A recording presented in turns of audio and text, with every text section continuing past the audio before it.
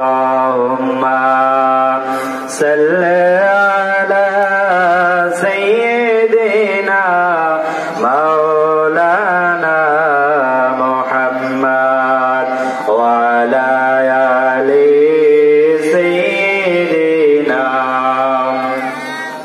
লানা মুহাম্মদ এই দুনিয়া পড়ে থাকবে আমরা একদিন থাকব না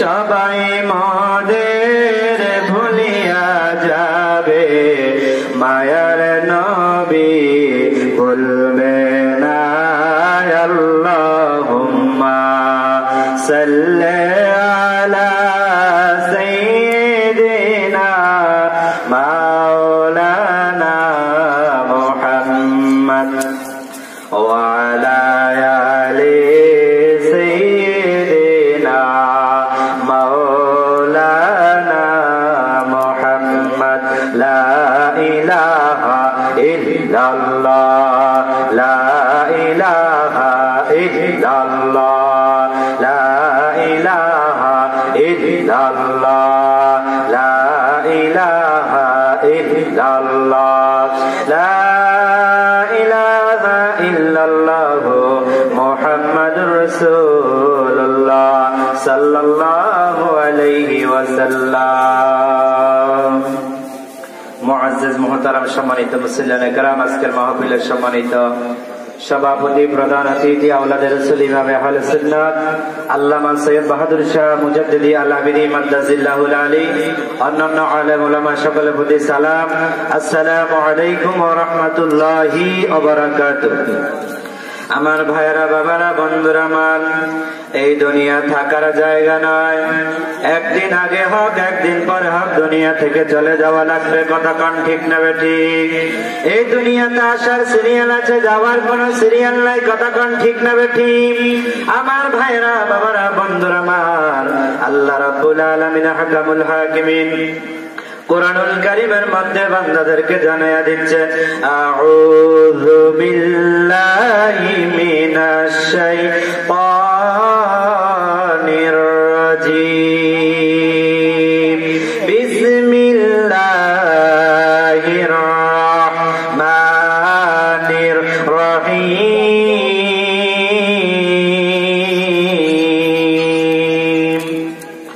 কুল্লু নাফসিন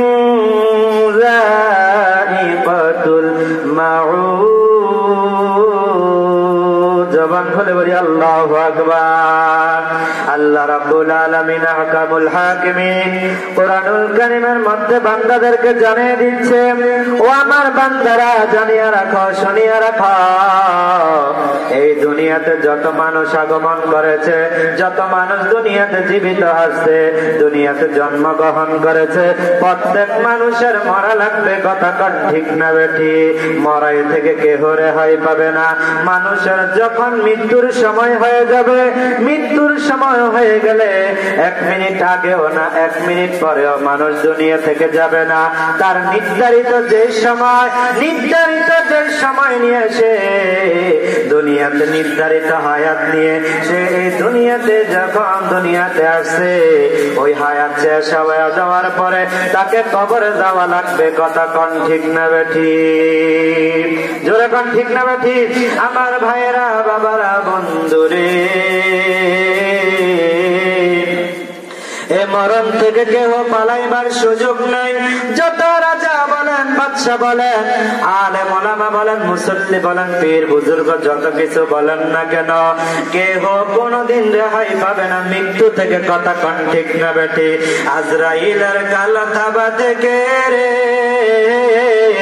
কেহ কোনদিন রেহাই পাবো না। কথা কোন ঠিক না বেটি? যেরকম ঠিক না ঠিক?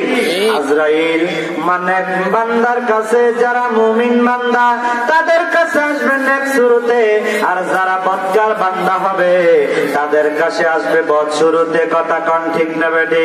মুমিন বান্দার যখন মৃত্যু সজ্জা হইয়া যাবে রে, ওই মুমিন বান্দার কাছে আজরাইলের সহযোগী ফেরেশতারা ফুলের মালা লইয়া আইসা স্বাগতম জানাইবে।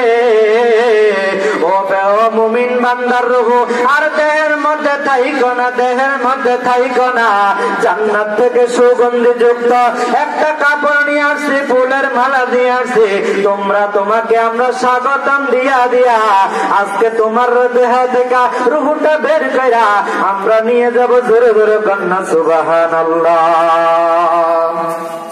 আর বদকার বান্দা যারা হবে তাদের কাছে আজরাইল আলাইহিস সালাম দুর্গন্ধযুক্ত কাপড় নিয়ে আসবে। ওই দুর্গন্ধযুক্ত কাপড়ের এত দুর্গন্ধ, আবার যখন রূহটা বের কইরা কষ্ট দিয়া বের কইরা যখন আসমানের দিকে নিয়ে যায়, প্রথম আসমানের ফেরেশতা দরজা খুলে না। ফেরেশতা বলে এত দুর্গন্ধযুক্ত দেহ, এত দুর্গন্ধযুক্ত দেহ থেকে কিভাবে রূহ টানলা? দুর্গন্ধ দুর্গন্ধ দুর্গন্ধ। বলে অমুক গ্রামের অমুকের পুত্র রূহ দরজা খোলা। ফেরেশতারা বলে না না পারবো না, কারণ দুর্গন্ধ গন্ধ কয়, গন্ধ দুর্গন্ধ কয়। আর মুমিন বান্দার রূহটা ফেরেশতারা স্বাগতম দিয়া দিয়া দিয়া আসমানে উঠাই জোরে জোরে কোন সুবহানাল্লাহ। আমার ভাইয়েরা বাবারা বন্ধুরে, বাদশাহ হারুনুর রশিদ একদিন তার দরবারে একজন খেদমত করত, চাকরি করত, তার নাম হইল বাহালুল পাগলা। ওই বাহালুল পাগলায় শুধু পাগলামি করে, তার কোনো কাজ নাই কর্ম নাই, রাজপ্রাসাদের আশেপাশে ঘুরে আর খাবার দাবার খায়। খাবার সময় হইলে রাজপ্রাসাদে যা খাবার চায়, খাবার দেয়। একদিন বাদশাহ হারুনুর রশিদ ডাইকা বলে, বাহালুল রে, আজাইরা খাওয়া দাওয়া করলে চলবে না, আজাইরা খাওয়া দাওয়া করলে চলবে না, এই রাজপ্রাসাদে তোমার একটা কাজ করা লাগবে। ও বাদশাহ, বাদশাহ গো, কি কাজ কি কাজ? বলে তোমাকে আমি একটা কাজ দিব, সেটা কাজ হলো কি? এই কথা বলার পরে বাদশাহ কি করলো, তার পাশ থেকে একটা লাঠি বের করলো। একটা লাঠি বের করে ওই বাহালুল পাগলার হাতের মধ্যে দিল। বাহালুল পাগলার হাতে দিয়া কয়, বাহালুল রে, তোমাকে লাঠিটা তোমার হাতে আমি আমানত স্বরূপ দিলাম, তোমাকে আমি একটা কাজ দিলাম, কারণ তুমি রাজপ্রাসাদে থাইকা কোনো কাজ কর্ম করো না, আজাইরা ঘোরাফেরা করো আর খাওয়া দাওয়া করো।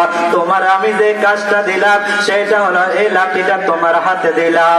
এই কাজটা কি গো বাদশাহ? বাদশাহ ডাইকা বলে, ও বাহালুল রে,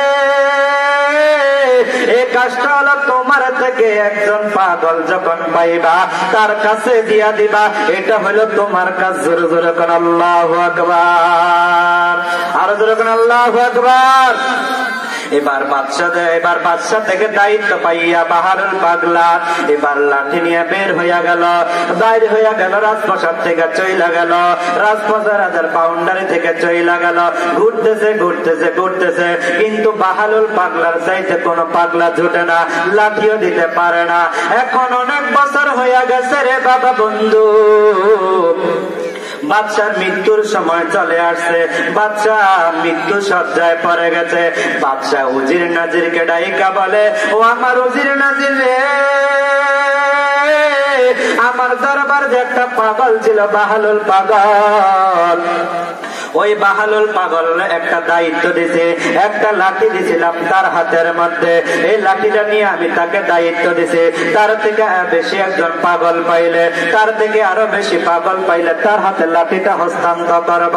কিন্তু আমার বাহালুলের অনেক বছর হয়ে গেল, আমার বাহালুলের কোনো খবর পাই না, খোঁজ নাই খবর নাই।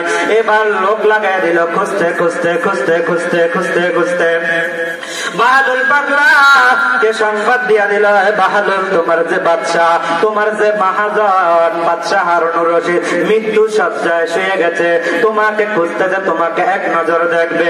আমার ভাইয়েরা, বাবারা, বন্ধু,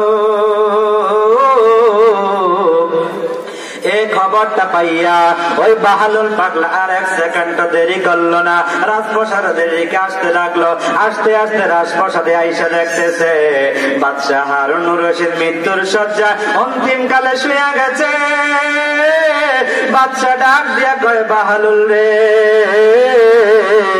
ও বাহালুল, বাহালুল রে, তোমাকে যে আমি একটা দায়িত্ব দিছি, তোমার হাতে যে আমি একটা লাঠি দিছি, ওই লাঠিটা তুমি কি করছ? লাঠিটা হস্তান্তর করছ নে। এবার বাহালুল পাগলায় ডাইকা কয়, বাদশাহ কয়েকটা বছর আমি ঘুরলাম, আমার থেকে আর বেশি পাগল পাই না, এই জন্য লাঠিটা দিতে পারি না, লাঠিটা আমার হাতে রয়েছে।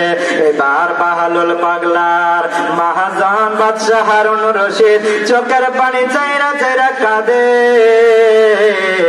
আর বলতাছে, বাহালুল রে, তোমাকে যে দায়িত্ব দিছি, এই জামিয়াত দেখা যায় আর সুযোগ হইল না।